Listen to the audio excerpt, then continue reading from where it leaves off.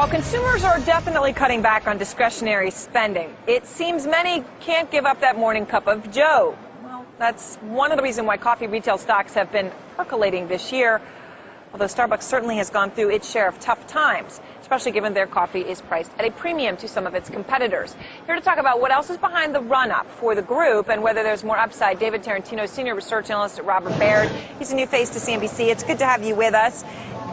Pretty amazing, David, to look at these names. I mean, you know, even Starbucks, right, which everyone says nobody's going to go to because it's so expensive, the stock is up 56% for the year.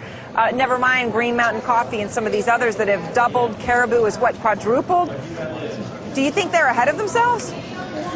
Well, not really. I think the run-up in the group this year has really been largely a function of a better earnings outlook. As we exited last year, there was a lot of investor concern about where earnings estimates would go, with consumer spending under quite a bit of pressure. And as the years unfolded, the revenue trends have stabilized, albeit at low levels, but we've also seen a lot of these companies improve their margins through cost cutting and through lower commodity costs. And I think that better earnings outlook has lifted the stocks so far this year.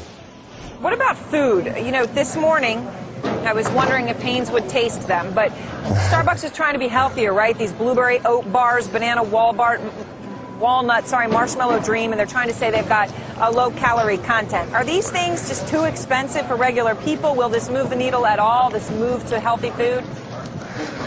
Yeah, I think for Starbucks in particular, food has been an opportunity category for them, and I think it will help on the margin. I don't think Starbucks or coffee houses necessarily will become a destination for food, but as long as the food is a good complement to the core coffee offering, I think it can be helpful. So going forward, you know, I think food can be an important part of the stories, but these companies still need to innovate on the core beverage offering in order to be successful longer term. What is McDonald's doing to the companies you cover? Well, McDonald's has made a pretty strong push into the coffee segment, right, and most recently with their McCafe beverages going after the espresso-based experience. And ultimately, we think that'll help the category, because this is a category that's still relatively underpenetrated.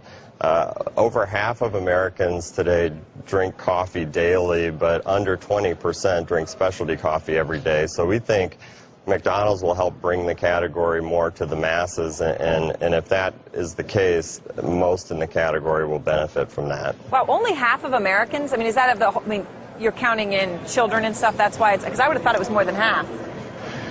It is a little bit more than half of adults drink coffee every day.